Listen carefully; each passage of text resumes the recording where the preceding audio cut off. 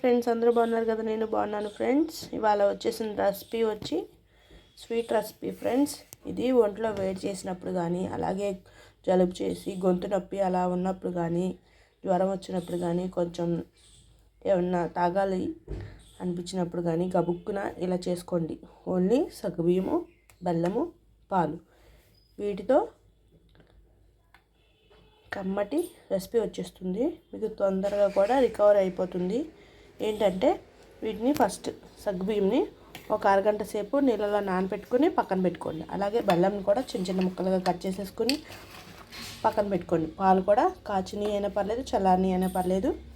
First మనం నానబెట్టుకున్నాం కదా, ఆ నానబెట్టుకున్న వాటిని వేరే బాండీలో వేసుకుందాం. వేరే బాండీలో వేసుకుని కాచుకుందాం.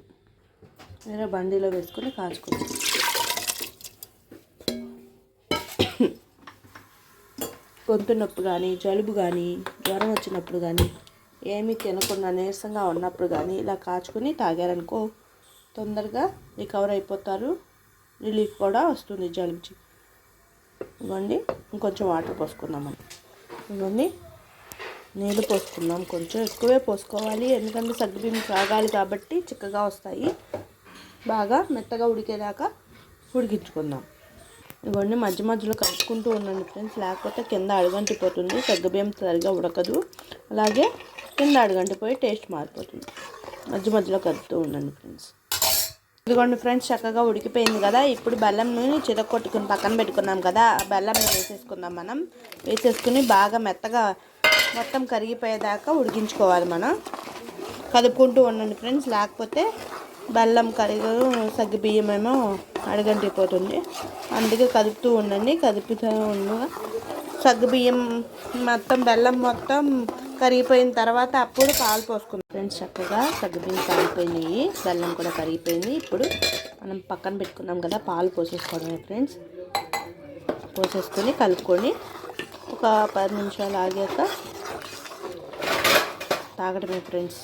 అంతే, పొయ్యి కట్టేసుకోండి ఫ్రెండ్స్. అంతే ఫ్రెండ్స్, రెడీ అయిపోయింది వేడి వేడి సగ్గుబియ్యం. ఒంటికి ఎంతో చలవనిచ్చే సగ్గుబియ్యం. ఈ వీడియో కానీ మీకు నచ్చినట్లయితే లైక్ చేసి, షేర్ చేసి, సబ్స్క్రైబ్ చేసుకోండి. Please subscribe friends. ఇవి నీరసంగా ఉన్న వాళ్ళకైతే గంటకి చిన్న చిన్న గ్లాసు ఇవ్వండి. చిన్నపిల్లలకైనా పట్టించవచ్చు ఫ్రెండ్స్, చాలా రిలీఫ్ వచ్చేస్తుంది. త్వరగా తయారు చేసి పట్టండి పిల్లలకి.